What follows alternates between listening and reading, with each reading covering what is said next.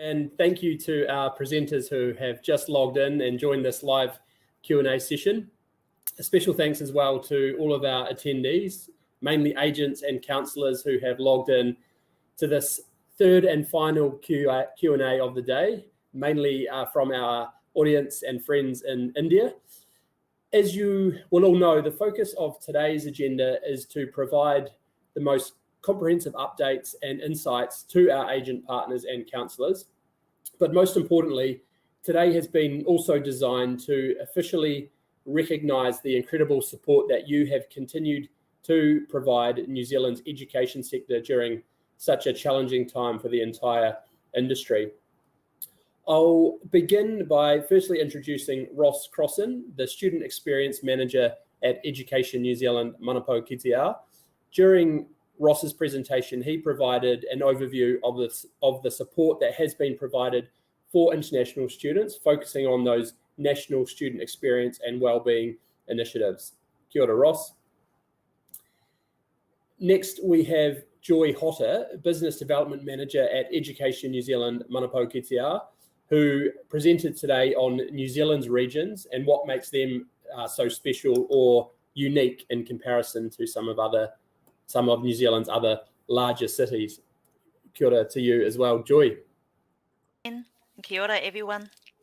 So we do have a few questions coming through. Just as a reminder for all attendees, if you do have any questions, please do type them in directly into the Q&A box and we'll attempt to answer as many of those as possible across the next 13 minutes. But starting with this one, I'll hand this one over to you, Ross.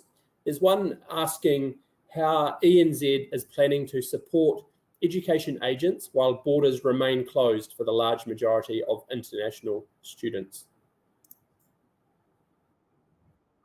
I suppose I would say a couple of things really there. Obviously, the work that you are doing is critical, the agent network. And I know that Jen would have spoken to this in her presentation if you joined that earlier, and that work continues in terms of online and some now in-person events that are happening for New Zealand-based agents. Education New Zealand and the education sector remain very committed to the work that you are doing and very committed to internationalisation and the diversification of what is available to support the students that you work with. And so I suppose I would just make a couple of quick comments that as we're looking, and that diversification is looking to complement in time the return of students to New Zealand when the time is right. And it was good to hear the Minister reinforcing that commitment earlier in the week. But certainly that diversification is looking to support in an online fashion through a number of mechanisms the work you do and supporting the students. And I'm just going to really reference a couple of things in terms of the Future Learn initiative project that was launched earlier this week, which is really looking to provide an introduction to not only what is taught across a range of sectors in New Zealand, but how it is taught, showcasing some of the innovation that is available in terms of themes and teaching methodology. It has a strong sustainability focus. And so that's really key, and that actually echoes really goal 2 of the International Education Strategy, because that strategy also remains key to all of us as we look to support the sector. But also there's a range of other offerings through that Future Learn program. So I invite you to take a closer look at what's there, certainly covering things like Te Reo Māori instruction, EdTech activity. So online diversification through that, certainly in terms of, if I'm just referencing the global pillar 3 of the International Education Strategy and global citizenship, the NZGCC, the New Zealand Global Competency Certificate, is an online offering. And of course, I would invite Joy if she has any comments to make on this, because she's been very instrumental in supporting the delivery of that to support students in country, in New Zealand and offshore and in your countries. So there's a few things there, certainly pathway opportunities through study centres offshore as well. So a range of things that are key and we hope support the mahi that's being done in this area. Kia ora, Ross. That's a very comprehensive response. Thank you for all those details. And you're absolutely right there. has been a number of presentations throughout the week, presentations that can be viewed on demand on this platform, particularly around those diversified products and services, which Ross has referenced. So we would absolutely encourage all of our agent partners and school counsellors to access those and make that information readily available to their students as well.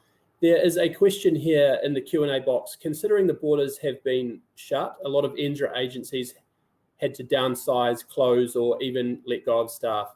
Shouldn't ENZ support NZT in terms of hardship grants too? What we will say to that, obviously the commercial relationships between agents and our New Zealand education institutions remain between them.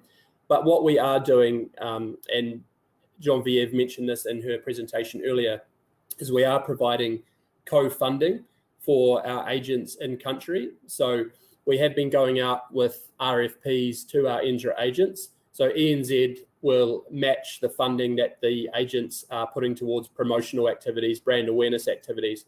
So we're very much committed to maintaining or increasing our investment into our agent partners as well. I'll keep going through the questions. Ross, another one here for you. During the pandemic, obviously there's been a lot of challenges for our international students who have remained in New Zealand. How has ENZ, our institutions, and the New Zealand government supported them during this time? Thanks, Ben. It's been the challenge, really, hasn't it? Firstly, I think it's important that we and everyone acknowledges the very real situation, as we do, that those students have found themselves in, and possibly also how that may be getting harder as this year progresses. I also think it's important to recognise that it is a collective response that will be most beneficial in terms of looking at that. I suppose there's three things I would say here. Firstly, well, I could probably say more, but I'll just touch on three things, really. One is that it's really important a huge amount of work has been done by people across the sector. So for the student who may be in that situation, or the family of a student, I think it's really important to remember who are their key points of contact in the school, in the education, with the education provider, homestay families, homestay coordinators. We know that these people have been delivering a whole range of initiatives, wraparound pastoral care, and that continues. So being aware of who those key points of contact are and reaching out to them.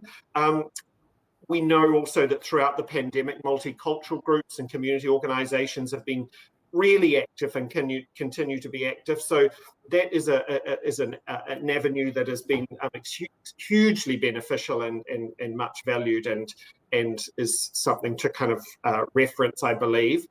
Alongside what is done, face-to-face and in communities are the online resources, and it's certainly a focus of Education New Zealand. And as you will have heard if you looked at my presentation, saw that around what we're doing, resources on Know My NZ, but not only Know My NZ, in terms of, and I referenced just one, Asian Family Services, and it is an organisation that does astounding work here. And there's an enormous amount of resources that are online and can be accessed by anybody anywhere that really hopefully look to address some of these very real challenges around that homesickness and feeling disconnected from family and what have you. So a raft of measures, collective measures, but of course there's always the situation of these things exist, but being aware of them and then being able to access them and reach out. So it's certainly, I would just wrap up by saying encouraging that kind of access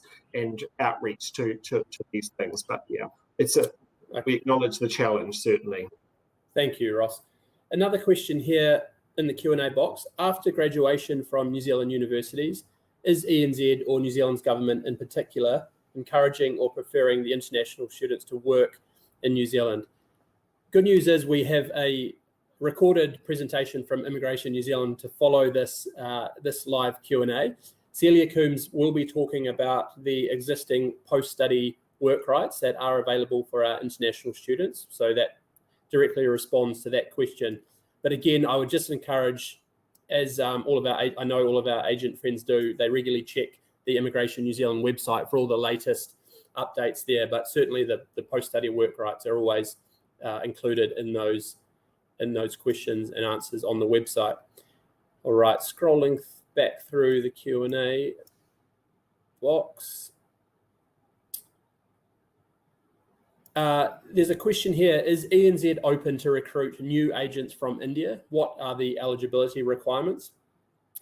So we don't have Genevieve, our agent manager, online, but there is, for those of you who are aware, we have a recognised agent program, and there is certain criteria for agents to meet that program and to attain or retain the NZT status. Previously, it was around student visa, the number of students that they were sending to New Zealand, the visa approval rates, and some other criteria, which is obviously more difficult to achieve at the moment. So that program is on hold, but we do have an agent program and a very effective agent communication tool, which Genevieve presented during her session earlier. So please do go back and watch Genevieve's session, and she provides a comprehensive overview of that program. Joy, I'll come to you now. We want to talk a little bit more about the regions, and there's a question here: how has each New Zealand region worked with Education New Zealand to promote their offerings to international partners, specifically our agents? It's a good question. I think in the past, our regional colleagues have worked quite hard with the regional providers to create the environment where they're collectively promoting the unique offerings in that specific region. And if they were to go overseas, they will be going to overseas as a group, working with a certain agency, in the likes of India and Vietnam and other countries to represent the region from New Zealand. But also, the good thing about the regional representative working with the agents is that not only will they give you information about all the academic offerings, but they will also work with you so you understand what's unique about that specific New Zealand region.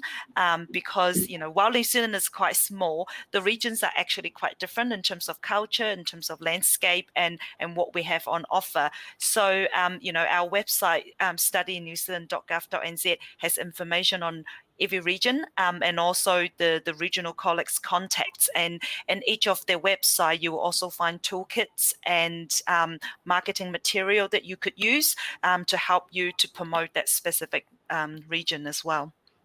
Great, thanks, Joy. There's another question here in the Q&A box. Just scroll down.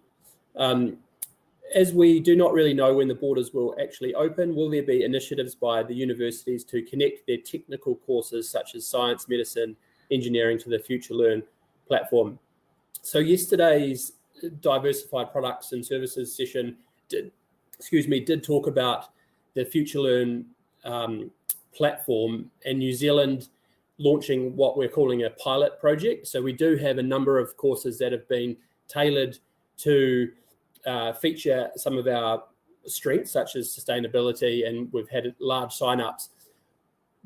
I'll let you go and watch that session yourselves. But what John and Ewan were very clear about is that this is a pilot project, and we are exploring other programs to be uploaded onto Future Learn. Obviously, some of those courses, such as science, medicine, engineering, have some quite heavy practical components that may be more difficult to drive on a Future Learn platform. But I know those discussions are ongoing at the moment. A couple of further questions here around visa applications, grant opportunities. Again, we would encourage you to view the Immigration New Zealand presentation after this. And if you do have any specific questions around your PhDs or your own individual programs, do please stay in close contact with your university or higher education institution. They'll be able to advise you directly on the requirements. So look, we've got 15 seconds left. We're going to have to wrap up. Hopefully we've covered as many as we can. But again, a big thank you to Ross and Joy for joining us today and answering the questions, and to all of our attendees. Thank you very much. Kia ora, thank you. Kia ora, thank you.